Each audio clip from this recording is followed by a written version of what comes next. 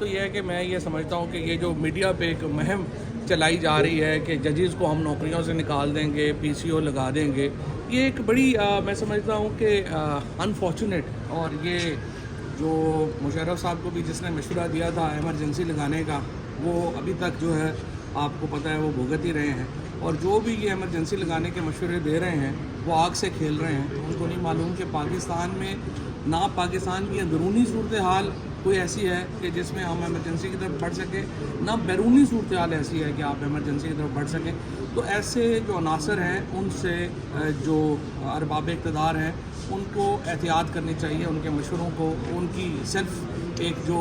Serving مشورے ہیں ان میں نہیں آنا چاہیے۔ دوسری بات میں سمجھتا ہوں کہ رانا ثناء اللہ کا جو دل ہے وہ بالکل صحیح جگہ پہ ہے، وہ مفاہمت کی بات کر رہے ہیں، وہ عمران خان کی اہمیت کو تسلیم کر رہے ہیں، وہ پی ٹی آئی کی اہمیت کو تسلیم کر رہے ہیں، لیکن بہتر یہ ہوگا کہ نون لیگ اور پیپلز پارٹی پہلے اپنے اندر ایک اجلاس کریں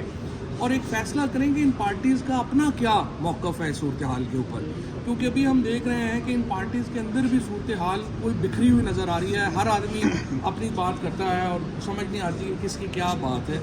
حقیقت یہ ہے کہ عمران خان پاکستان کی سیاست کے جو شطرنج کی بساط ہے اس کے بادشاہ ہے، اس کے بغیر کوئی مورا اپنی چال نہیں چل سکتا، اور یہ جو عقل مند لوگ ہیں وہ یہ سمجھتے ہیں ملک کو ایک فساد کی طرف لے کے جانا، ملک کو ایک انارکی کی طرف لے کے جانا کسی کا بھی مفاد جو ہے وہ نہیں ہے۔ پاکستان میں کسی بھی مزاحمت کی نہیں، مفاہمت کی ضرورت ہے، اور مفاہمت کے لیے ظاہر ہے جو طاقتور لوگ ہوتے ہیں انہوں نے قدم بڑھانے ہوتے ہیں۔ جو لوگ پہلے ہی جیلوں میں ہیں، یہ جن لوگوں کے ساتھ جو ظلم اور زیادتیاں ہو رہی ہیں، عدت جیسے کیسز جس طرح کے بنائے گئے جس میں ایک سیلف لوگوں کو ہیوملیٹ کرنے کے لیے مقدمات بنائے گئے، ان کی طرف سے کیا مفاہمت جو ہے وہ کیا ہوگی؟ ظاہر ہے جن کے پاس طاقت ہے انہوں نے مفاہمت کے لیے آگے بڑھنا ہے،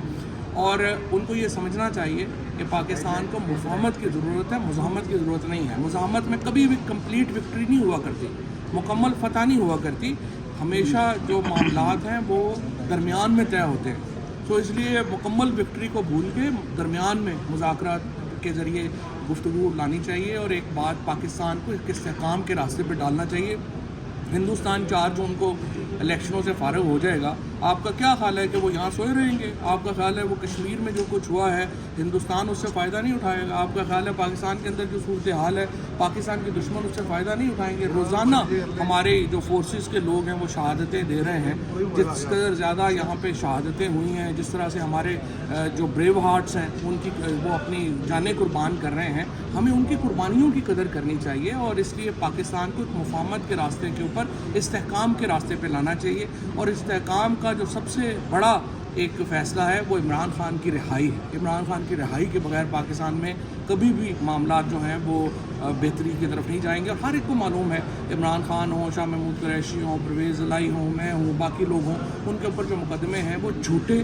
بے بنیاد اور انتہائی زیادہ ایک سمجھیے کہ قانون کے مذاق اڑانے کے مترادف ہیں۔ اور جس طرح سے میں سمجھتا ہوں ججز نے، خصوصاً اسلام آباد ہائی کورٹ کے ججز نے جو سٹینڈ لیا ہے، پوری قوم ان کو مبارکباد پیش کرتی ہے۔ میں صرف یہ چاہوں گا کہ جو اٹارنی جنرل نے بیان دیا ہے وہاں پہ مسنگ پرسنز کے حوالے سے وہ بڑی مثبت پیش رفت ہے، انہوں نے کہا ہے ہر مسنگ پرسن واپس آئے گا، لیکن اس کے ساتھ یہ کر لیں کہ ایک میکنزم بنا دیں کہ مسنگ پرسنز ہوں ہی نہ، اور یہ چیزیں جو ہے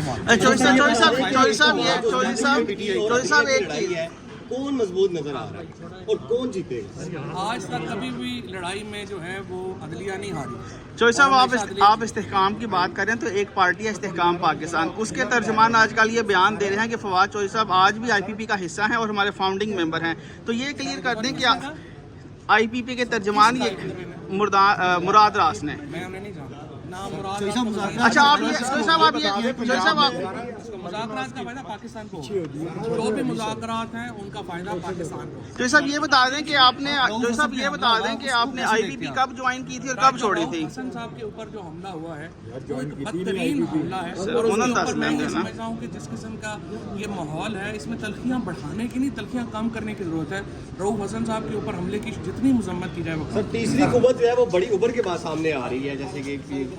خواجہ سرا ہے، یہ پاکستان کو کیا نقصان ہے؟ आपको बताऊं ये जो ट्रांसजेंडर ख्वाजा सरा है, ये सिर्फ ये है कि लोगों को हिस्ट्री का नहीं पता, वगरना जो ममलोक्स हैं, टर्क्स हैं, उनमें ख्वाजा सराओं ने हुकूमतें जो हैं वो तब्दील की हैं, और अब भी ये ना हो कि ख्वाजा सराओं के चक्रों में हुकूमतें बदल जाएं। चौधरी साहब IPP वाला क्लियर कर दें जरा, चौधरी साहब IPP वाला क्लियर कर दें कि कब IPP। शामिल हुआ था आपने चौधरी साहब आप थे वहाँ पे कहाँ था? उनके फाउंडिंग मेंबर के इजलास में? मैं जब था उसकी स्टोरी कैमरा ने बैन कर दिया है, हमने PTI कभी नहीं छोड़ा।